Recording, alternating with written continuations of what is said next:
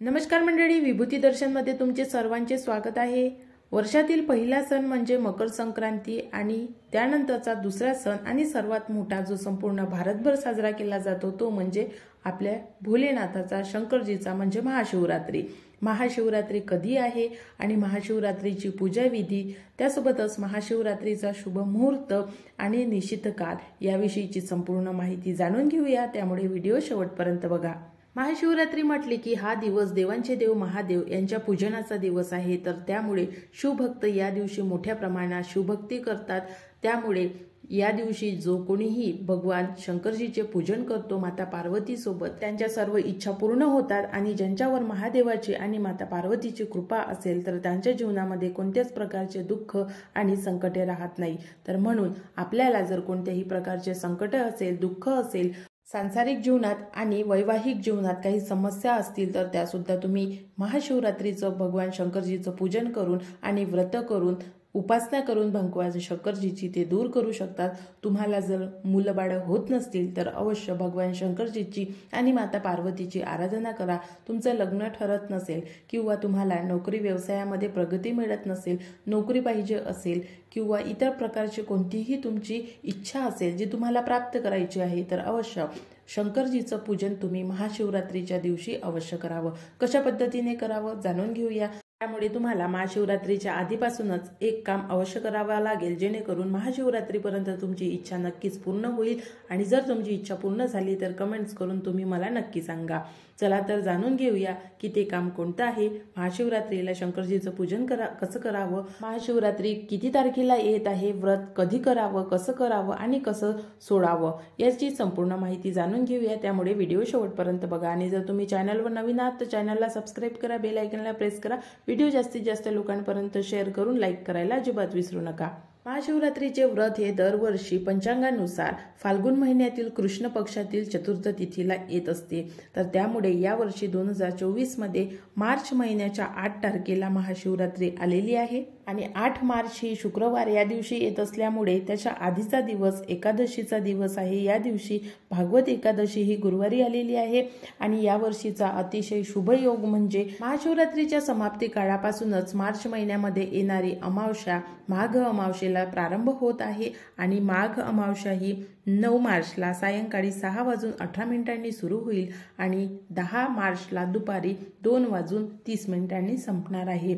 तर त्यामुळे या महाशिवरात्रीचा जो हा शुभ काळ आहे तो एकादशीचा असू द्या, महाशिवरात्रीचे 2 दिवस असू द्या किंवा अमावस्येचा काळ असू द्या, हा अत्यंत फलदायी, महत्त्वाचा आणि प्रत्येक भक्ताची इच्छापूर्ती होणारा काळ आहे। तर त्यामुळे अवश्य तुम्ही या काळामध्ये भगवान शंकरजीची अतिशय मनोभावे प्रार्थना करा, पूजा करा आणि आपल्या इच्छा संपन्न करा। आणि यावर्षी महाशिवरात्रीच्या दिवशी अत्यंत शुभ योग म्हणजे सर्वार्थ सिद्धी योग, शिवयोग आणि सिद्धी योग हे जे 3 योग आहेत तर हे 3 योग जोडून आलेले आहे। तर त्यामुळे या दिवशी सर्वांच्या इच्छा पूर्ण होणारे हे योग आहे। तर या दिवशी अवश्य शिवभक्तांनी आणि जे कोणी शिवभक्त नसेल त्यांनी सुद्धा शंकरजीची मनोभावे पूजा करा, मंत्रांचा जाप करा आणि पूजा विधी केल्यामुळे तुमच्या इच्छा नक्कीच पूर्ण होतील। प्रत्येक दिवसाला 4 प्रहर असतात आणि त्या 4 प्रहरामधला शुभ काळ जो असतो तो अत्यंत फलदायी असतो। तर त्यामुळे महाशिवरात्रीच्या दिवशी सुद्धा हे 4 प्रहर आलेले आहे आणि या 4 प्रहराचा जो टाइम आहे तुम्हाला व्हिडिओमध्ये दिसत असेल तर या वेळेमध्ये जर तुम्ही महाशिवरात्रीच्या दिवशी भगवान शंकरजीचे पूजन केले किंवा एका कोणत्याही वेळी पूजन करून जर तुम्ही नामस्मरण मंत्रजाप केला तर तुम्हाला त्याचा जास्त फायदा होईल। मंडळी, आपल्याला माहित आहे भगवान शंकरजीचं पूजन हे एकांतवासामध्ये केलं जाते आणि रात्रीच्या वेळी केलं जाते। रात्रीच्या वेळी जर तुम्ही भगवान शंकरजीचं पूजन करत असाल तर तुम्हाला त्यांची कृपा लवकर प्राप्त होईल आणि मंत्रजाप जर करत असाल तर तुम्हाला तो मंत्र लवकर सिद्ध होईल। महाशिवरात्रीच्या दिवशी पूजेचा जो शुभ मुहूर्त आहे तो रात्री 12:07 सुरू होईल आणि 12:56 पर्यंत राहणार आहे।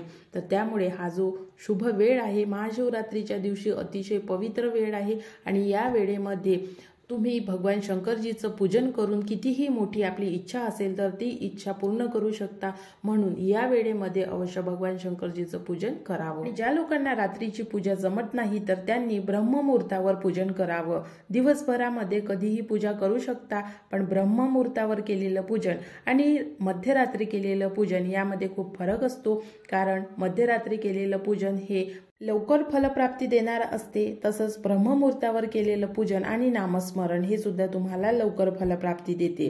त्यामुळे ज्यांना शक्य नाही रात्रीचं पूजन करणे त्यांनी अवश्य ब्रह्ममुहूर्तावर पूजन करावं। मुहूर्त आहे 5:01 सुरू होईल आणि 5:50 राहणार आहे, तर त्यामुळे या मुहूर्तावर तुम्ही भगवान शंकरजीचं पूजन आणि भगवान शंकरजीच्या पिंडीचं पूजन अवश्य करू शकता आणि अतिशय पवित्र मनाने हे पूजन केल्यास तुम्हाला तुमच्या ज्याही इच्छा असेल तर त्या नक्कीच पूर्ण होतील। भोलेनाथ, महाकाल, शंकरजी, शिवजी हे आपल्याला भगवान शंकरजीची नावं माहिती आहे। भगवान शंकरजी अतिशय भोले आहेत, ते भक्तांच्या सर्व इच्छा पूर्ण करतात आणि प्रत्येक भक्त आपली इच्छा पूर्ण होण्यासाठी हे व्रत करतात। पण महाशिवरात्री आधीपासूनच आपल्याला एक काम अवश्य करायचं आहे। प्रत्येक महिन्यामध्ये कोणत्या एका तारखेला अमावस्या येत असते। अमावस्येचे 2 दिवस असतात, एक आदल्या दिवसापासून अमावस्या सुरू होते आणि दुसऱ्या दिवशी ती समाप्त होते। आणि अमावस्या आणि पौर्णिमा किती महत्त्वाची आणि किती फलदायी आहे हे कदाचित आपल्याला माहीत नसेल, तर आजच्या व्हिडिओमध्ये हे सुद्धा जाणून घ्या की प्रत्येक महिन्यामध्ये येणारी अमावस्या आणि पौर्णिमा, त्यासोबतच एकादशी, अष्टमी आणि चतुर्थी हे जे दिवस असतात ते अत्यंत फलदायी असतात। या दिवसामध्ये तुम्ही कितीही महत्त्वाचे कामे करू शकता आणि जे कोणते तुमचे चांगले कार्य असेल ते कार्यसुद्धा या दिवसापासून तुम्ही करू शकता।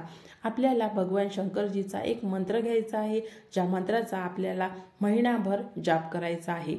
हा मंत्र कोणता असावा? मंत्र इच्छापूर्तीचा मंत्र असू शकतो। भगवान शंकरजीला प्राप्त करण्यासाठी किंवा त्यांची कृपा आपल्यावर राहण्यासाठी भगवान शंकरजीचा मंत्र असू शकतो, किंवा माता लक्ष्मीला प्रसन्न करण्यासाठी, माता पार्वतीला प्रसन्न करण्यासाठी माता लक्ष्मीचा मंत्र सुद्धा असू शकतो। तुम्हाला मंत्र कोणता हवा आहे हे तुम्ही निश्चित करा।